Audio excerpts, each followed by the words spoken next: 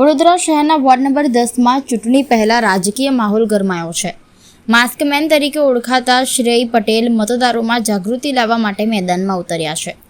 તેઓ લોકોને અપીલ કરી રહ્યા છે કે ઉમેદવારના નામ કે પક્ષને નહીં પરંતુ તેમના કામને આધારે મતદાન કરો। માસ્કમેન જ્યાં જ્યાં ઉમેદવારો પ્રચાર માટે પહોંચે છે ત્યાં પોતાની અનોખી શૈલીમાં પહોંચી મતદારોને જાગૃત કરવાનો પ્રયાસ કરી રહ્યા છે।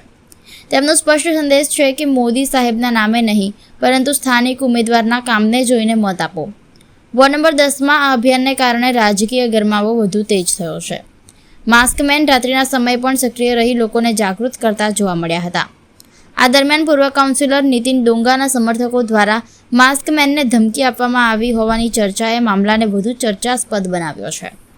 ધમકીઓ વચ્ચે પણ માસ્કમેન વધુ આક્રમક અંદાજમાં પ્રજાના મુદ્દાઓ ઉઠાવી રહ્યા છે।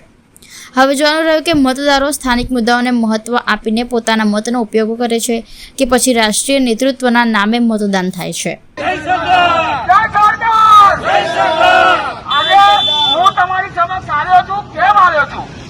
મને મારા વિસ્તારની પડેલી છે, મને મારા રોડ રસ્તા અને ગટર હંમેશા માટે વ્યવસ્થિત જોઈએ। મારા જીવનમાં આ રોડ રસ્તા અને ગટરમાં એટલા ખાડા અને અમે કંટાળી ગયા છે।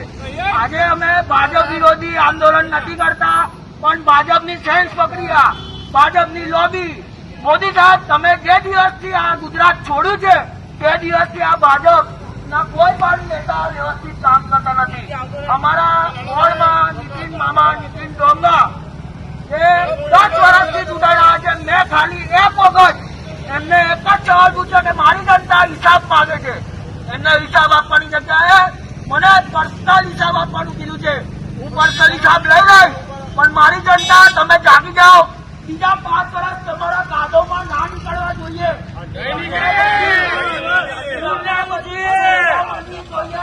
પાલી ગામમાંથી એટલો વેરો જાગે કે આપણું વોર્ડ નંબર 10 એટલું પાલી ગામ હાથવીને એટલા રૂપિયા આપણે આ સરકારને આપે છે।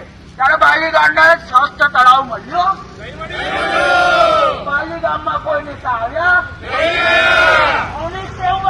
જોયા છે તમે? વાત કરું છું, નવા કમળથી પ્રોબ્લેમ નથી। નવા કમળને જેને જીતાવા હોય જીતાવો, પણ આ 2 કમળ જો તમે લોકોએ ખીલાયા છે તો તમારું મારું તો ભાવિ એમને 28 તારીખે નક્કી કરવાનું કહી દીધું છે। પણ તમારા 5 વર્ષનું શું થશે? જનતા જાગી જાઓ। હવે અમે 5 દિવસથી ક્રાંતિકારી સેના તમારી માટે બધા વોર્ડમાં ફરી રહ્યા છે। રાત્રે ફરતા હતા, હવે ક્યાંક ને ક્યાંક રાત્રે અમારા પર વોચ રાખવામાં આવે છે, અમારા પર ગુંડાગીરી કરવામાં આવે છે। એટલે હવે આજથી દિવસે પ્રજાની વચ્ચે આવીશું। તમે અમારા બેનરને ઉખાડી શકો છો પણ ક્રાંતિકારીનો વિચાર તમે ક્યારે દબાવી નહીં શકો। બરાબર છે? એક ક્રાંતિકારી બોલા ભારત માતા કી તમે મને સપોર્ટ કરશો ને? સરદાર પટેલના વિચારથી આપણે આગળ વધીએ અને આપણા વોર્ડને મજબૂત બનાવીએ। જય સરદાર, જય સરદાર, જય સરદાર, જય સરદાર, જય સરદાર, જય સરદાર, જય સરદાર, જય સરદાર।